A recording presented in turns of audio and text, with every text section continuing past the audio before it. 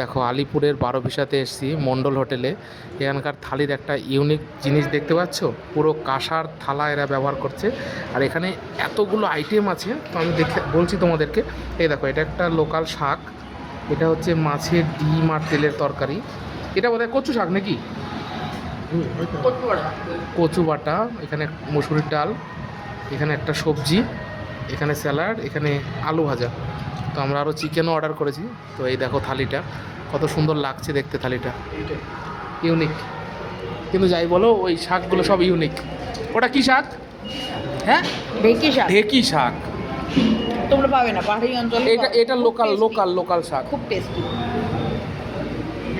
এই দেখো, আমরা সবাই একই রকম থালি নিয়েছি। এর মধ্যে চিকেন আর আছে কাতলা মাছ। এই দেখো, এই দেখো, যে খাচ্ছে তার বক্তব্য শুনি। সেরা সেরা। হ্যাঁ, না না, সত্যিই সেরা, গেটআপই সেরা।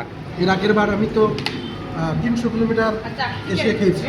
হ্যাঁ হ্যাঁ হ্যাঁ। আর এই দেখো চিকেন, এই দেখো চিকেনের গ্রেভিটা দেখো, একদম বাড়ির মতন স্টাইলের গ্রেভি।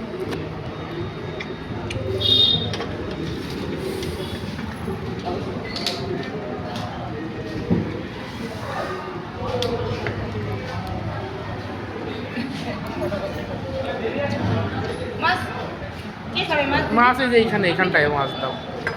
দেখো চিকেনগুলো দেখো, একদম ফুল ফুল লেগ চিকেন যতগুলো দিয়েছে। এই দেখো।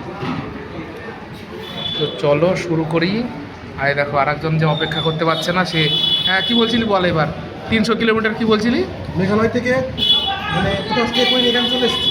রাত্রি 10টা বেজে এখানে খাবারটা খাওয়ার জন্য। না, সিরিয়াসলি খাবার একটা ইউনিক ব্যাপার আছে, এটা মানতে হবে। এবার টার্গেটই থাকে এখানে আসবে। হ্যাঁ, ডেকোরেশনটাও সুন্দর, জিনিসপত্র দেখতেও খুব সুন্দর। চলো এবার খাই, তারপরে টেস্ট দেখি কেমন।